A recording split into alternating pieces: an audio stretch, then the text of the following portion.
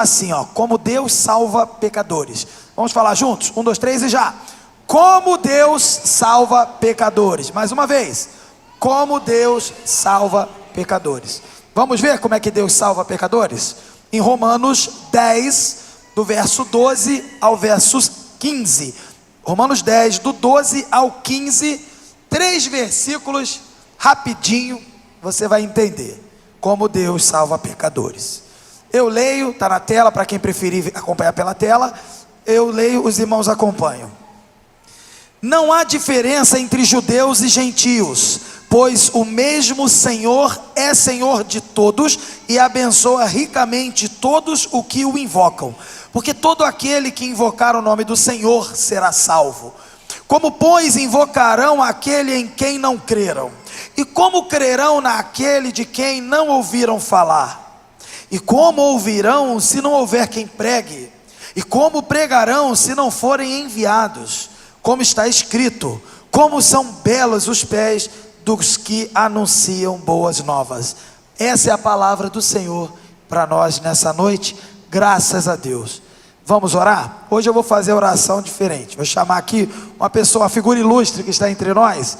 Vou chamar aqui o irmão Daniel Miranda para orar pela minha vida, já representando o pastor Carlos, filho do pastor, né? Então aproveitar a sua presença ilustre e ora por mim. Boa noite, oremos. Senhor Deus nosso Pai, eu peço que o Senhor possa estar abrindo nossos ouvidos, iluminando as nossas mentes, ó Pai, e tudo quanto honre falar aqui, tudo que provenha do seu trono para os nossos corações, que o Senhor calhe e honre nesse momento e somente a sua palavra seja pregada, nada além dela. Assim que eu oro e agradeço, pedindo perdão pelos nossos pecados. Amém. Obrigado, meu irmão. Deus abençoe. Queridos, esses 3 versículos, eles não estão na carta desconectados da carta. Eles fazem parte de um contexto. E a gente precisa entender como que Paulo chega até aqui. Eu não vou, naturalmente, voltar 1 ano e meio de pregações. Não precisa.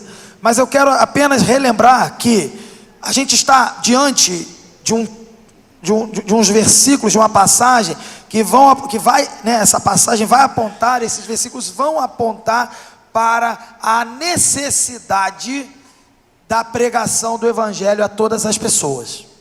E Jesus já nos deixou a grande comissão, nós sabemos, e Paulo entendeu muito bem.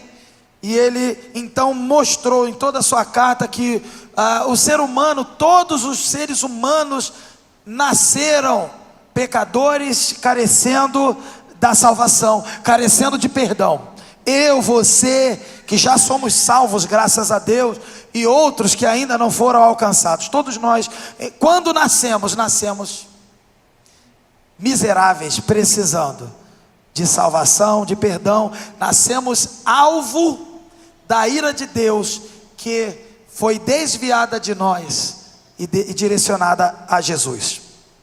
Veja, essa carta nos conduziu então a uma compreensão bem mais clara do evangelho. Nós já vimos muita coisa aqui, entendemos sobre a graça, que é algo maravilhoso, no sentido que nós não precisamos fazer nada para tê-la, para recebê-la, no sentido que quem fez foi Jesus. Não precisamos, aprendemos isso.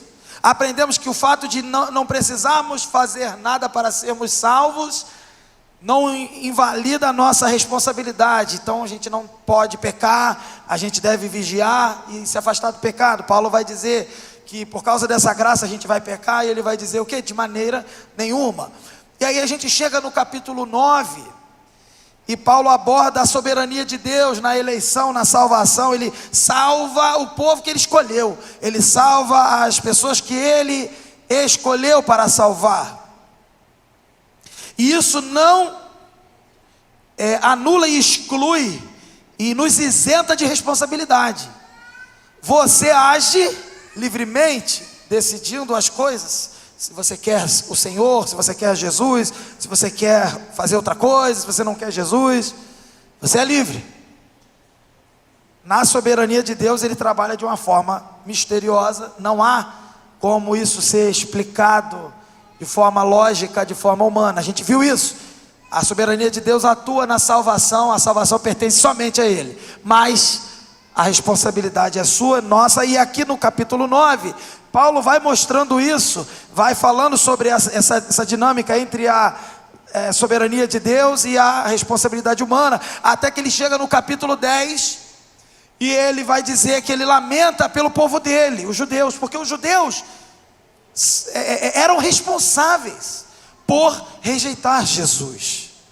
O Senhor os endureceu, assim como endureceu o coração de Faraó, soberania de Deus, mas eles rejeitaram, e rejeitaram porque quiseram rejeitar. E Paulo então inicia o capítulo lamentando, preocupado com isso. Nós já vimos isso aqui com o seminarista Rafael, e depois Paulo vai mostrando que a salvação sempre foi pela fé, e os judeus rejeitaram Jesus, porque confiaram numa salvação baseada na obra, baseada nas suas ações, baseada em cumprirem os preceitos da lei, e a própria lei nunca prometeu salvação na medida que ela fosse cumprida.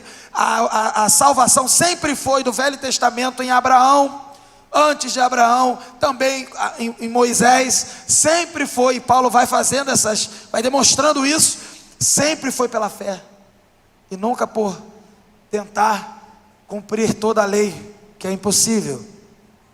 E Moisés até avisa, que quem quisesse, viver pela lei, teria que cumpri-la, teria que viver por ela, teria que contar com ela. E a lei, em relação ao pecador, todos nós, ela não nos aprova, ela só nos reprova. Era impossível. E diante disso tudo, Paulo vai chegando, lamentando, preocupado com Israel. No capítulo 11, nós vamos trazer pessoas aqui ilustres. Vamos trazer o pastor Valdemir de São Basílio, vamos trazer o pastor Carlos Elias dessa igreja, só fenômeno, para falar do destino de Israel, que é a grande questão, capítulo 11. Em abril, depois do congresso de missões, vocês fiquem atentos que vai ter isso aí. Vocês vão saber o que vai acontecer com Israel. O pessoal fica falando um monte de coisa no YouTube aí, que Israel não sei o que, vai ter paz, o anticristo vai entrar, vai construir o templo. Não vou falar nada, está lá no capítulo 11. Aí eu estava falando com o pastor Carlos hoje sobre isso, e ele, isso é difícil, né? Eu falei, é por isso que eu estou te chamando. Por isso que eu estou te chamando, porque o negócio é complexo. Deixa com ele já pregou Apocalipse, está afiado. Aí o que acontece? Antes disso, estamos no 10, e Paulo está ainda lamentando por Israel, preocupado, dizendo que Israel quis se salvar por conta própria, e não conseguiu. E mais, Israel tinha todas as informações acerca da escritura do Velho Testamento, para entender que a salvação era pela fé, pela graça, por meio da fé. E eles, quando se depararam com Jesus, eles olharam e não quiseram. Não reconheceram, não quiseram. Eles dizem que não reconheceram, mas não quiseram. E aí diante disso fica claro o quê? Que todo ser humano, inclusive os israelitas, precisam de salvação. E aqui nós chegamos nos 3 versículos aqui, 12, 13, 4, 12, 13, 14, 15. E o nosso foco vai ficar nesses versículos, onde Paulo vai apresentar 3 argumentos, 4 versículos, 3 argumentos, para que a gente possa entender que há uma necessidade de evangelização de todas as pessoas, e também há uma necessidade da igreja se envolver com a missão de proclamar a salvação. Poxa, pastor, a pregação é missionária mesmo, perfeita, certinho, com meio de missões. É a soberania de Deus, confie nela. Primeiro ponto, pode colocar por favor, já passei da introdução, esse primeiro ponto. Veja aí, verso 12, a gente pode destacar com esse subtítulo aí, Deus não faz distinção na salvação. Paulo primeiro deixa claro que não há diferença entre judeu e gentio. Veja, não há diferença no quê? Não há diferença na necessidade que eles têm, que todos têm. Todos pecaram e destituídos estão da glória de Deus. Romanos 3, 23. Esse verso diz assim: não há diferença entre judeus e gentios, pois o mesmo Senhor é Senhor de todos e abençoa ricamente todos os que o invocam. Então veja, já há uma necessidade igual entre judeu e gentio. Para quem não está entendendo que palavra é essa, gentio, gentios são agentes. Os judeus chamavam aqueles que não eram judeus de agentes, os gentios, tá certo? Então eu e você aqui, brasileiros, somos gentios, tá certo? É isso. Os não judeus, né? Judeu aqui não estamos falando de religião judaica, estamos falando dos israelitas, né? Da nacionalidade. Não há diferença. Ah, mas há uma promessa, a salvação, isso tudo a gente já falou. Eu não posso falar aqui de novo. Você pega lá a playlist da igreja e a do meu canal também, se quiser. Vai lá que você vai passear lá nas pregações e vai entender isso. O que eu posso dizer é que não há diferença para a necessidade de salvação. E também não há diferença para o meio da salvação. O título do sermão é como Deus salva pecadores. Não é como Deus salva gentios e como Deus também de repente vai salvar os israelitas diferentemente dos gentios. Não há uma diferença para salvar. Todos estão na mesma situação, alvo da ira de Deus, em rebeldia contra Deus, em rebelião contra Deus, ainda que consciente, alguns, outros não, da sua rebelião. Todos alvo da ira de Deus, mas, graças a Deus por esse mas, Jesus Cristo veio para a salvação de todo aquele que crê. Não é de todo gentio que crê, não é de todo judeu que crê, é de todo aquele, seja gentio ou judeu, que crê. É isso que Paulo está falando aqui. Aí você já começa a ter uma pista do que vai ser o destino de Israel. Israel é um povo especial, mas ainda que especial no que tange a salvação, segundo Paulo aqui, não é diferente dos gentios. Todo mundo entendeu isso? Então nós vamos para o próximo ponto. A salvação alcança quem invoca o Senhor. Repara que quando Paulo vai falar que não há distinção, ele já emenda dizendo no verso 13 que todo aquele que invocar o nome do Senhor será salvo. Ele deixa claro que não há distinção, porque qualquer pessoa, veja, a ideia é essa, qualquer pessoa, não importa a nacionalidade, a procedência, qualquer pessoa que de fato invocar o nome do Senhor, ela será salva. E quando ele faz essa afirmação, na verdade ele está citando o profeta Joel no capítulo 2, verso 32. Eu vou ler Joel 2, 32 aqui para você ver que Paulo cita corretamente, ele não faz uma invenção maluca. Veja, verso 32 de Joel 2: e todo aquele que invocar o nome do Senhor será salvo. Aí o verso é maior, né? Pois conforme prometeu o Senhor, no monte Sião e em Jerusalém haverá livramento para os sobreviventes, para aqueles a quem o Senhor chamar. Se você lembrar da passagem de Joel, eu já tive a oportunidade de pregar Joel num retiro de oração. Lembrei, 2018, retiro de oração da juventude, num frio gostoso na beira da praia. Queria fazer isso de novo um dia. Mó friaca, eu dormi lá de fora para caber o povo na casa, né? Mas foi legal, foi legal. Aí a gente, foi maneirinho, a gente vai combinar isso aí direito. Mas olha só, aí eu preguei Joel, que a gente estava buscando um avivamento, um quebrantamento, um arrependimento, e Joel fala disso. Joel vai falar assim: chorem os ministros de Deus, lamentem. Por quê? Porque a ira de Deus ia passar, o juízo de Deus ia passar. E ali a gente pode ver a diferença entre ira e juízo. Ira de Deus, perdão, ira não, eu falei errado. A ira de Deus é igual ao juízo. Eu falei besteira aqui agora. Ira e juízo é a mesma coisa. A diferença entre juízo e disciplina. Isso sim, juízo e disciplina. A ira ou o juízo, e a ira que provoca juízo, a ira que provoca também disciplina. Veja, a ira estava apontada para aquele povo lá do tempo de Joel. E Joel anunciou: vai passar uma calamidade aqui, porque Deus vai vir rasgando. Vou resumir a história. E aí ele manda todo mundo se preparar, se reunir, não sei o que, chorar, lamentar, se organizar, crianças, velhos, todo mundo, os líderes. Ele vai dando mais instruções. Mas interessante que o mesmo instrumento que Deus usa para os inimigos, Ele usa também para os seus em que Ele salvaria. Interessante que Ele, quando usa o instrumento da calamidade, a calamidade chega para um grupo para ser destruído por Deus. Os inimigos de Deus, os que não estavam debaixo da proteção de Deus porque eram rebeldes, não tinham arrependimento, não fizeram jejum, não se prostraram diante de Deus. Isso é juízo, destruição. Deus sempre vai fazer isso com os seus inimigos. Mas aqueles que se arrependeram, aqueles que ele deu um escape, ele deu esse versículo, por exemplo, porque todo aquele que invocar o nome do Senhor será salvo, está aqui.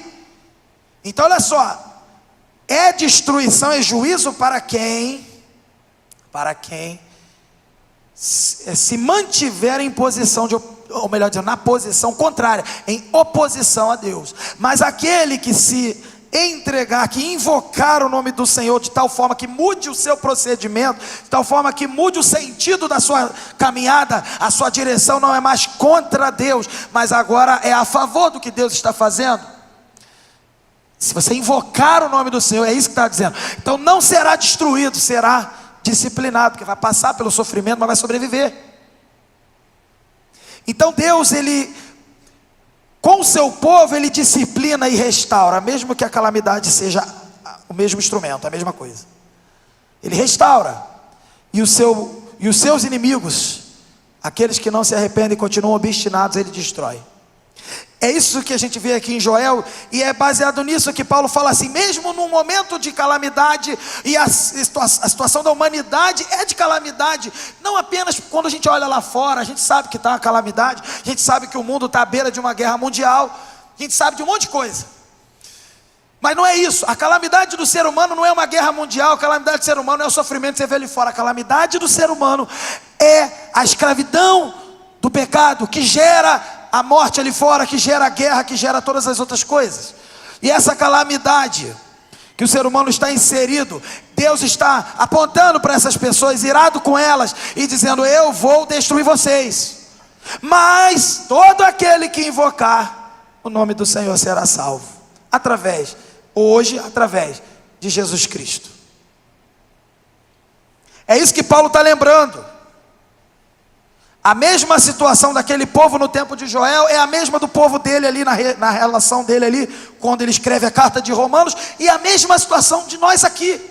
Deus está irado, vai destruir as pessoas que permanecerem em oposição a ele, mas ele está avisando, todo aquele que invocar o nome do Senhor será salvo.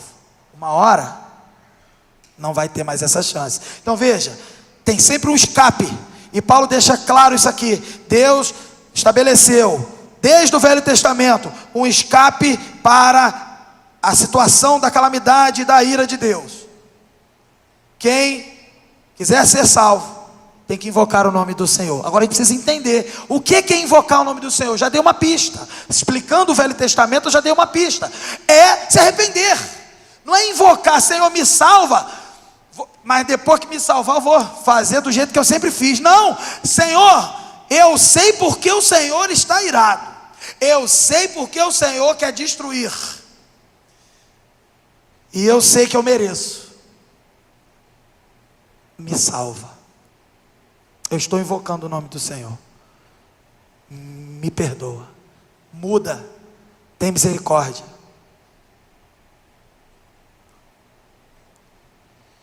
Qualquer um pode clamar o nome do Senhor, não é verdade? Qualquer um.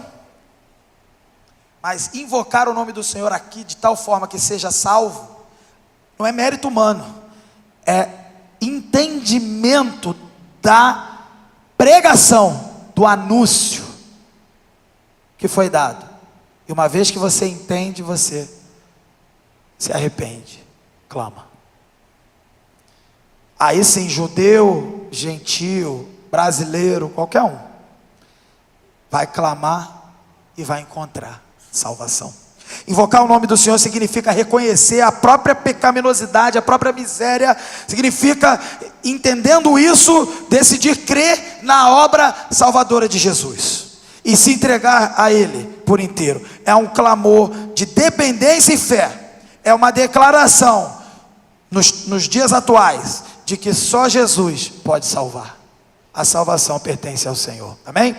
E o terceiro e último ponto, veja, aqui a gente vê nesses dois versículos, Paulo demonstrando que como a salvação é para todo tipo de pessoa, desde que ela invoque o nome do Senhor, então Paulo faz um raciocínio, uma série de perguntas e raciocínios lógicos, para tentar demonstrar que como as pessoas vão poder invocar o nome do Senhor nos dias atuais. E aí a gente vê que há a necessidade da pregação do Evangelho, para que as pessoas invoquem o nome do Senhor. Paulo levanta então 4 perguntas que já estão na tela para você ver, e elas apresentam essa sequência lógica que vai desde a pregação até a salvação. Como ele falou de que as pessoas que vão invocar o nome do Senhor serão salvas, aí ele começa perguntando assim, veja, serão salvas, mas, verso 14, como pois invocarão, está na tela, como pois invocarão aquele em quem não creram? Como alguém pode invocar o nome do Senhor se não crê nele? Se eu não creio, eu não entrego nada para ele, eu não confio nele, eu não conto com ele e não vou invocar o nome dele. É isso que Paulo está dizendo. Ninguém pode clamar por salvação se não crê que há um Salvador. E aí vem a segunda pergunta que Paulo faz: e como crerão de quem não ouviram falar? Quer dizer, o problema é invocar, ok, como vão invocar se não creem no Senhor para invocá-lo? Beleza, então vamos resolver o problema de crer. Aí Paulo fala, mas como eles vão crer se não ouviram falar desse Deus que salva para poderem crer? Veja, aí, bem, então o problema também não é só o problema não é só o invocar, não é só o crer, agora é também o ouvir. Não ouviram. Aí ele continua, e como ouvirão se não há quem pregue? Então calma aí, para ouvir precisa alguém pregar. E aí ele faz a última pergunta no verso 15: e como pregarão se não forem enviados? Então ele faz uma sequência lógica óbvia, qualquer um saberia fazer. Qualquer pessoa alfabetizada minimamente, conhecedora minimamente das doutrinas da palavra de Deus, saberia fazer isso. Aí ele faz, tipo assim, é quase como assim, eu vou desenhar para você não fingir que eu não falei, para a gente, Deus permitindo a coisa ser bem detalhada, desenhada, para a gente não fingir que não é com a gente. Primeiro, é preciso entender que Deus está em missão. A missão é de Deus, Deus que está decidindo fazer esse movimento de salvar pecadores, e Ele faz isso através de Jesus Cristo. Jesus Cristo fez uma obra aqui terrena, e agora realiza essa obra do céu, na medida que deixa o Espírito Santo para atuar na igreja. Então, hoje a igreja é o aspecto visível do Cristo que já foi visível aqui na terra.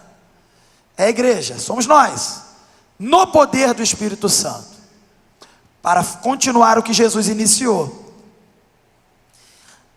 Então alguém pode pensar assim, eu só queria ir na igreja no culto jovem, ficar de boa lá no Invertidos, nos coloridos lá, e tá tranquilo. Então, não. Você e eu não fomos chamados para ficar de boa. É melhor até você desconfiar. Se está tudo de boa, tem alguma coisa errada. O mundo está achando maneiro, está tudo maneiro, meu amigo, tem alguma coisa errada. Porque no dia que você for igual Jesus, em tudo, inclusive proclamar o Evangelho, o mundo não vai ficar de boa com você não. Não vai não. A gente não foi chamado para ficar de boa. Se fosse para ficar de boa, Jesus não nos colocava aqui. Nos salvava e já imediatamente a gente era abduzido para o céu. E ficava lá no paraíso de boa. Por que Ele não fez isso? Porque há pessoas para serem salvas. Há necessidade da evangelização. Todo o que invocar o nome do Senhor será salvo. Glória a Deus. Aí você faz o quê? Aleluia, glória a Deus, estou em paz, é só invocar. Aí Paulo fala assim, não. Como que eles vão invocar? Vocês não creem. Como que eles vão crer se eles não ouviram? Como que eles vão ouvir se não pregaram? E como que alguém vai pregar se não foram enviados? Aí você para assim, e é mesmo. Deus pode resolver sozinho? Claro. Deus quer? Não. Tem uma diferença. Deus precisa? Não. Deus quer assim. E a gente tem que obedecer. Ai, a obra, a necessidade de obreiro. Sim, sim, sim. No mundo aí, na realidade, há necessidade de muita coisa de obreiro. Paulo está falando, há necessidade. Mas não é Deus que necessita. Quem necessita é o pecador. E Deus nos deu o privilégio de fazer isso. A Bíblia diz em Hebreus que os anjos veem isso. Esse privilégio dado a nós. Essa revelação da graça de Deus, da salvação do pecador. E essa dinâmica dessa salvação ocorrendo na atuação da igreja no poder do Espírito Santo, pregando o evangelho que é o poder de Deus para a salvação de todo aquele que crê. E os anjos vendo isso, eles aprendem. É isso que está lá em Hebreus. Eles aprendem sobre Deus. Eles conhecem Deus mais ainda. E é como se eles estivessem vendo e me deixa fazer, me deixa ir. E é a gente que tem que fazer. Eu não sei porque Deus confiou isso na gente, pra gente. Na verdade, Ele confiou pra gente, mas está tudo na mão dele, na prática. Mas eu não entendo. Em parte entendo.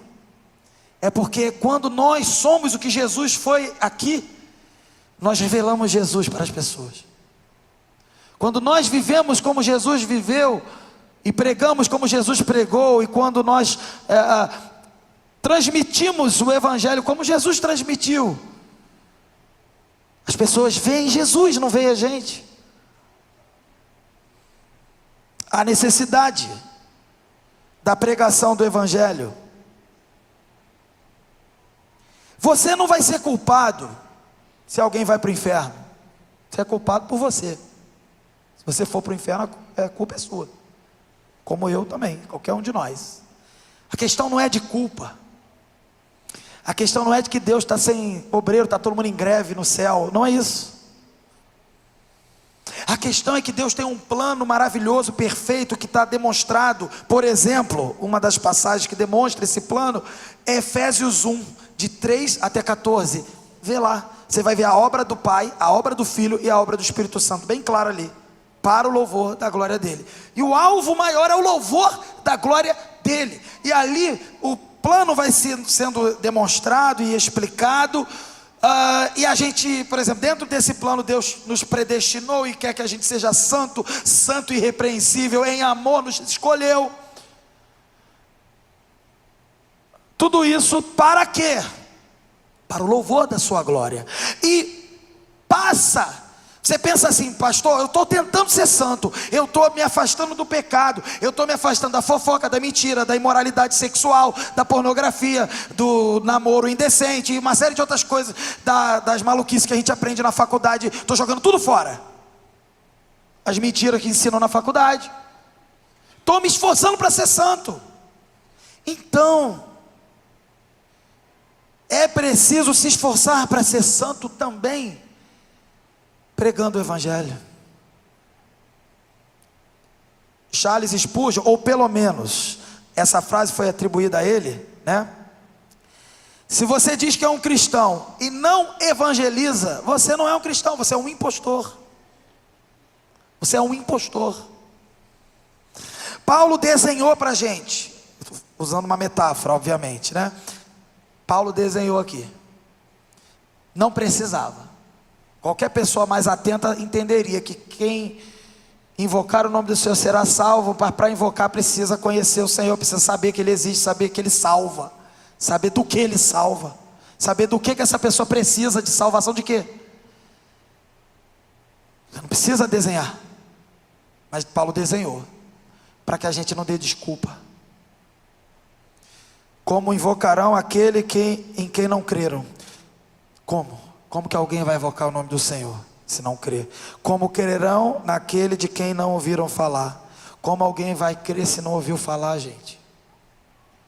Como ouvirão se não houver quem pregue? É preciso pregar. A fé vem pelo ouvir, e ouvir a palavra de Deus. No capítulo 11, Paulo vai falar que a salvação vem, a fé vem pelo ouvir a mensagem, está lá. Capítulo 11. E como pregarão se não forem enviados? A igreja precisa se mobilizar e enviar. Há uma necessidade de missionários, pastores que estejam dispostos, cristãos que estejam dispostos a anunciar as boas novas. As pessoas precisam de salvação, mas não vá primeiro por amor a elas. Jesus não veio aqui primeiro por amor a nós, nem, olha só o que eu vou falar agora, eu vou provar, nem Deus entregou o seu Filho primeiro por amor a nós, ainda que em João 3,16, a divisa que vai ser iniciada agora, nem mesmo Deus primeiro enviou o seu Filho por amor a nós, primeiro para o louvor da sua glória. Efésios 1, para o louvor da sua glória. Para que, Efésios 1, 9 e 10, para que todas as coisas do céu e da terra convirjam e apontem para Jesus, a expressão exata do ser de Deus. Primeiro para isso. E para que também isso tudo aconteça, Ele então nos amou, nos salvou e quer salvar as outras pessoas. Não vá primeiro por amor às pessoas, vá por amor a Deus. Para começar, a gente não tem a opção de não ir. Portanto, ide, fazei discípulos de todas as nações. Não é isso que Jesus falou? Fazer discípulos de onde? De todas as nações. Não tem opção. Não tome uma decisão primeiro porque você ama as pessoas. Ame Jesus. Ame o Senhor. Mas eu não posso amar as pessoas? Claro, amar a Deus, amar ao próximo, claro. Mas tem gente que quer fazer missões só amando o próximo e não ama a Deus. Eu em janeiro preguei um sermão em 1 João, e ali eu demonstrei que para amar o seu irmão, João deixa claro isso, precisa primeiro amar a Deus, e amar a Deus não é falar, santo, te amo, não é isso não. Amar a Deus é obedecer os seus mandamentos, e pregar o evangelho a toda criatura é um mandamento. Obedeça o mandamento por amor a Deus. Tem gente que não quer amar ninguém, beleza, ame a Deus, tu vai aprender a amar as pessoas, vai ter que obedecer o mandamento, mesmo assim. Tem gente que só quer amar as pessoas, não quer amar a Deus. Quero dizer uma coisa para você, você não ama as pessoas. Só quem ama as pessoas é quem primeiro ama a Deus. Quem ama as pessoas sem amar a Deus, não ama as pessoas. Isso não é amor, isso é qualquer outra coisa, mas não é o amor de Deus. Terminando, o evangelho é fundamental na vida das pessoas. Invocar o nome do Senhor só vai poder alguém invocar se ela tiver sido alcançada pelo evangelho. Amém? Todo mundo entendeu isso? Há dúvida nisso? Não é qualquer um falar Deus, Deus, Deus. Evangelho, essa pessoa precisa ter uma noção mínima do evangelho, saber quem é Deus, saber que Deus pode salvar, para que ela possa crer. O evangelho é a mensagem mais preciosa e poderosa que a gente pode levar ao mundo. E é por isso então que, concluindo o último versículo do verso 15, Paulo termina esse trecho que eu vou terminar junto agora.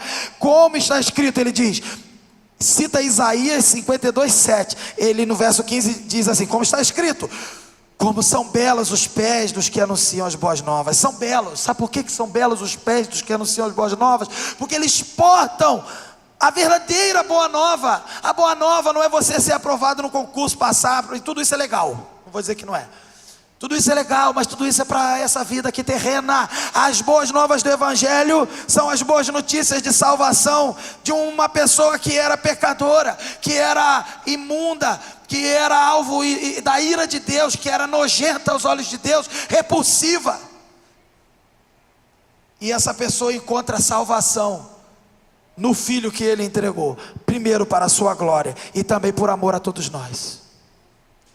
Como são belos os pés dos que anunciam as boas novas. Paulo sempre entendeu isso, e por isso que ele escreve também lá para Timóteo, 1 Timóteo 3, agora, sei lá, 16, não lembro agora, 1 Timóteo 3, está lá no 3, e aí ele diz assim: quem almeja o episcopado, ou seja, o ministério da palavra, da pregação do evangelho, excelente obra almeja. A obra é excelente, a pessoa não.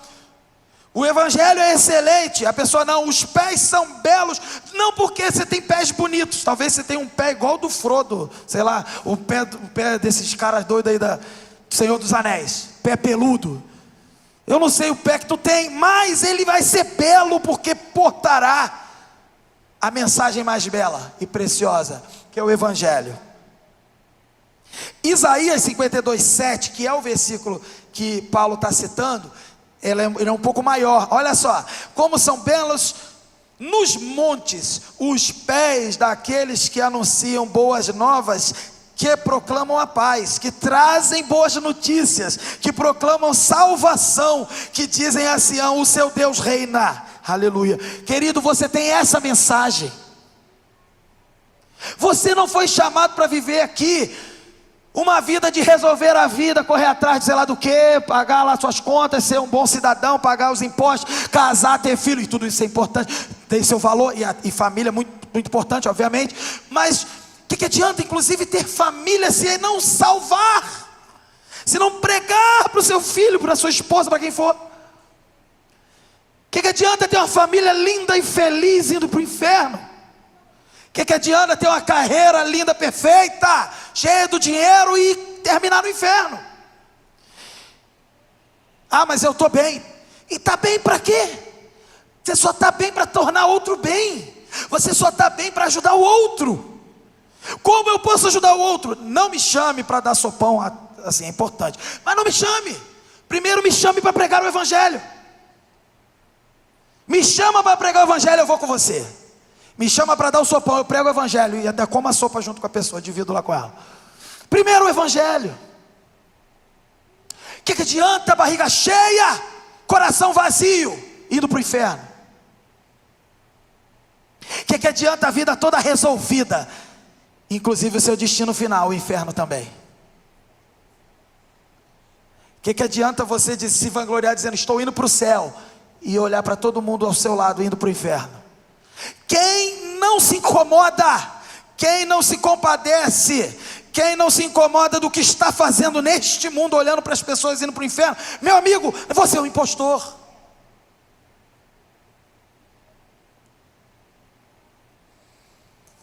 Como são belos os pés dos que anunciam as boas novas. Cantamos: perdendo tudo por amor e com alegria. Você foi chamado para isso. Quem quiser ganhar a sua vida vai perder, mas quem perder, achará. Aquele que crê em Jesus, prega para que os outros creiam. Aquele que crê em Jesus, imita Jesus. E Jesus pregou. Jesus pregou muito. E precisamos então no nosso DNA ter essa identidade da proclamação do evangelho. O nome da nossa juventude é DNA, porque nós temos a identidade de Jesus. Nós vamos estudar mais sobre isso na nossa conferência, sobre identidade, DNA e tal. O DNA de Jesus é pregar o evangelho aos perdidos, para a glória de Deus e para a salvação deles. Se você pregar com esse poder do evangelho, do Espírito Santo na sua vida, você terá os pés formosos, mais belos que existem, e você vai levar uma mensagem preciosa, que transforma vidas, que concede vida eterna. Aqueles que proclamam o evangelho têm uma missão gloriosa, porque Nós somos instrumentos de Deus para levar luz aos que estão em trevas. É tão clichê, mas é real. É real. Eles estão em trevas e Jesus é a luz para todas aquelas trevas. Nós temos em nós, a igreja do Senhor, o poder do Evangelho, que vai anunciar então a paz para aqueles que vivem sem esperança. Meus irmãos, estamos vivendo dias de falta de paz entre as nações. Precisamos anunciar a paz, mesmo que essa missão nos custe a vida. O que a gente aprende? Terminando. Pode passar, por favor. Primeiro, devemos evangelizar sem distinção. Pastor, para quem eu devo pregar? Toda a criatura. Judeu, gentio, não há distinção. Todos pecaram e destituídos estão da glória de Deus. Você então deve pregar para quem estiver perto de você. Pastor, eu me sinto chamado para ir para a China, para ir para o Afeganistão. Caramba, que legal. Para ir para o, sei lá, para o Raquel. Não sei para onde você vai. Só sei o seguinte: o que você está fazendo aqui em Campo Grande? Eu não tive como ir. Não estou dizendo que você tem que ir ainda. Por que não prega aqui? Por que não evangeliza aqui? E está querendo evangelizar. Eu tenho uma música que eu cantava quando eu era adolescente, nosso coral da época de adolescente. Prefiro ir para a África a ir para a escola, dar o meu testemunho sem tremer. Adolescente, não vá para a África sem antes pregar na sua escola, falar na sua casa, se seu parente também não é cristão. Mas as pessoas não vão me aceitar. Jesus te aceitou, isso que importa. E você, universitário, não perturba a aula do teu professor ateu. Não estou falando isso. Deixa ele falar as asneiras dele. Ele tem autoridade na sala, respeita ele, ele é ateu. Se der, prega para ele, não na hora da aula. Depois marca um horário, vai lá, fala com ele. Se ele não quer nada, parte para outro. A universidade não tem esse nome à toa. É um universo de gente e de pluralidade de ideias. Nem sempre tem essa pluralidade. Mas assim, tá lá para você falar para um monte de gente. Aí você quer se encaixar, porque vai ser perseguido. Não é isso que Jesus foi? Perseguido? Não se encaixe, mesmo que custe o seu curso. Você quer o seu curso ou a glória de Deus? Se essas universidades querem tomar o teu curso porque você tem Jesus, entregue o curso, mas entregue Jesus junto.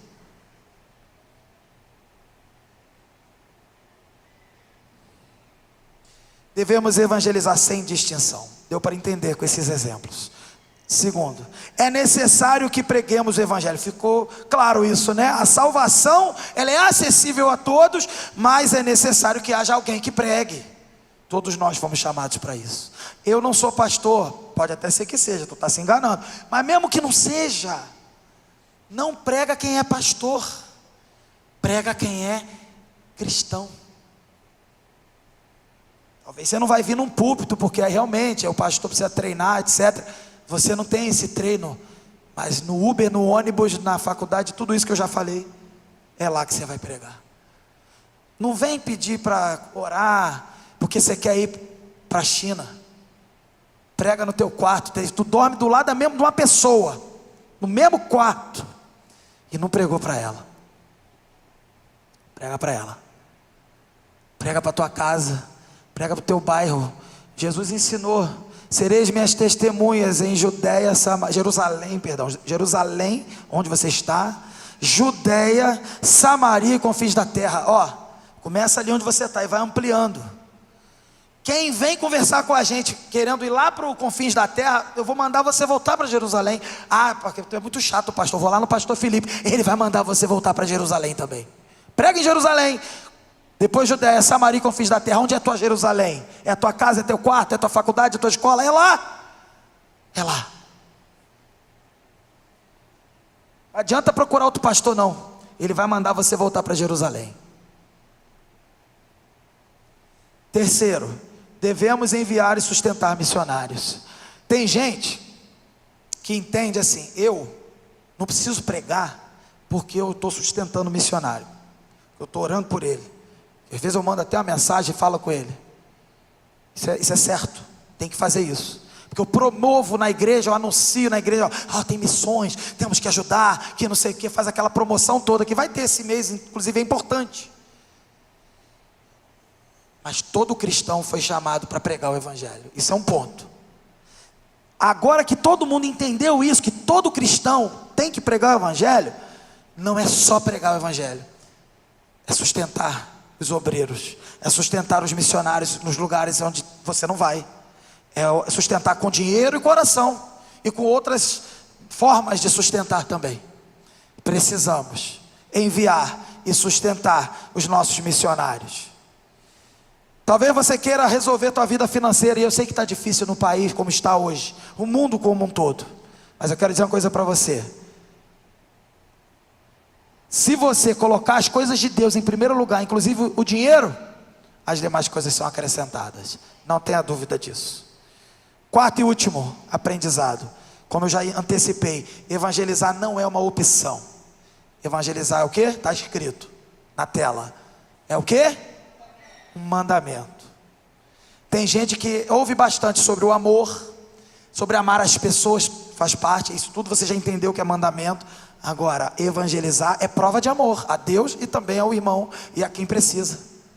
É mandamento. Você acha que você vai amar alguém como? Só sendo carinhoso? A melhor forma de amar alguém e amar a Deus é pregar o evangelho. É pregar o evangelho.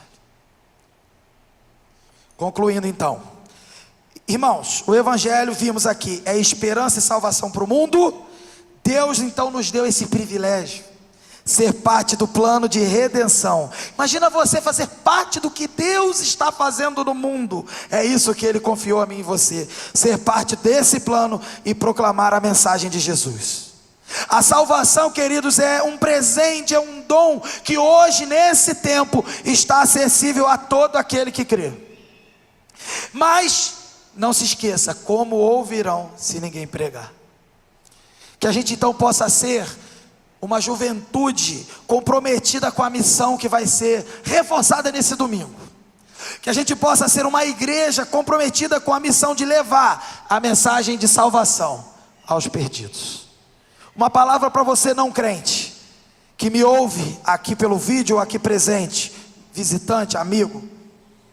Uma palavra para você: se você ainda não entregou sua vida para Jesus, se você ainda não entendeu que Jesus Cristo pode livrar a sua vida, seu destino de morte eterna, faça hoje essa entrega, se desarme, se entregue, se largue todo, invoque o nome do Senhor e seja salvo. Uma palavra final para nós, que somos cristãos. Deus nos chama para proclamar a verdade.